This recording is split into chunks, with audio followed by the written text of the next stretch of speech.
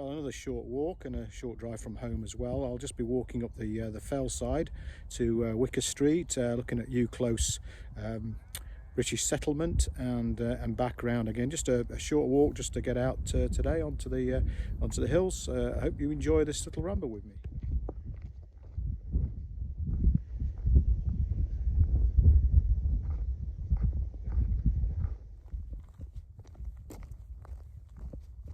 This stretch of the road that I'm on now is actually locally known as Wicker Street, and this carries me onto the top of Crosby Ravensworth Fell, and then onwards to the fort at Kirby Thor, and then that would link up with the Stainmore Pass and link up with the major road of Deer Street, which is now in County Durham and runs right up through the Scottish borders.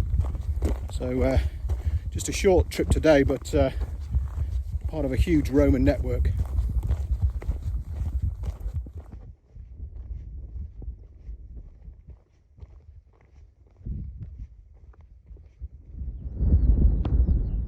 Well, at this point on the walk, the Roman road lies directly ahead of us, where the solitary tree is, and also aligned with Cross Fell, which is the highest point on the North Pennines. We're going to have a look at that later, but first of all we're going to diverge onto another troop and carry on to the little hamlet of Oddendale, which is a few miles along the track.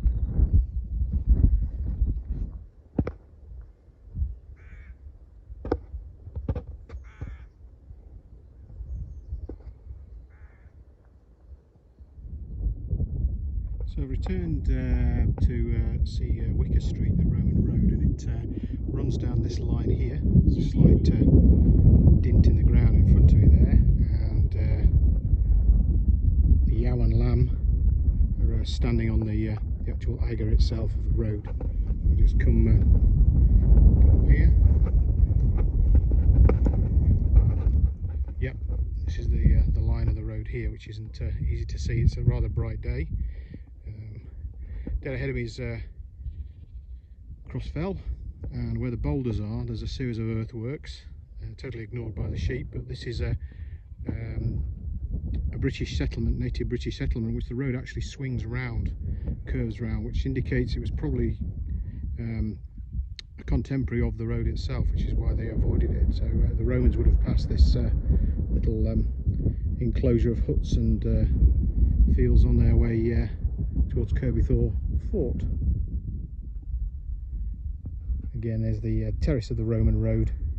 I'm just standing below it, and it's running past the native British settlement. You can see one of the enclosure walls here, just as a line of stones.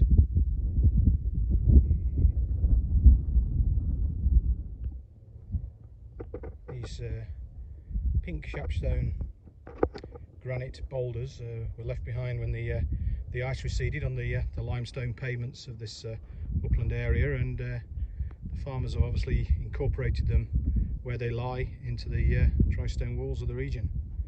Handy building stone.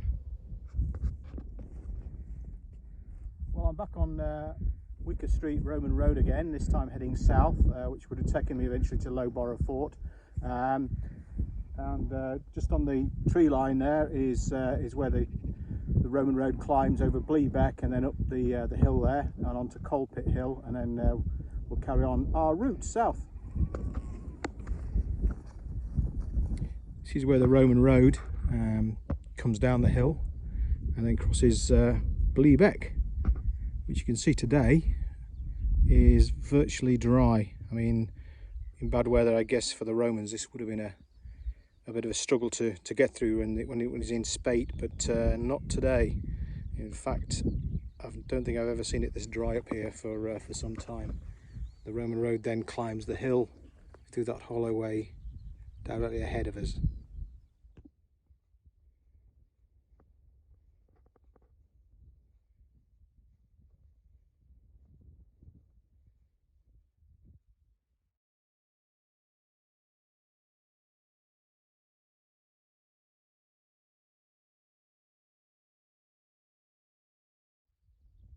Well, I'm just on the side of Wicker Street now, the line of the Roman road, and in front of me here is a cairn.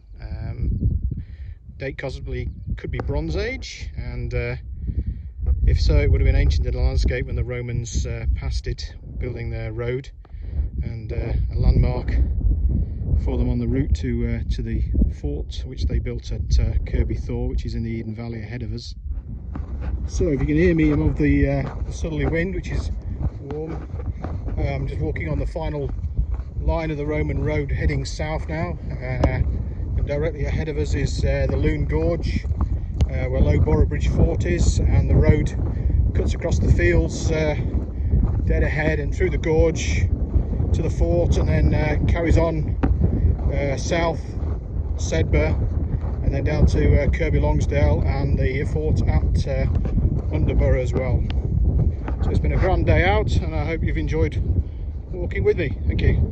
Well, this fantastic erratic stone of Shap granite is built into the wall of the farm here as we finish the walk, and this is what's locally known as a thunderstone, one of quite a number that are scattered around the Shap area. So I don't quite know with the reasoning behind the name. Perhaps it was decided it was Thor's anvil, or thrown by the gods and landed here. I must look into it, but amazing chunk of rock built into the dry stone wall.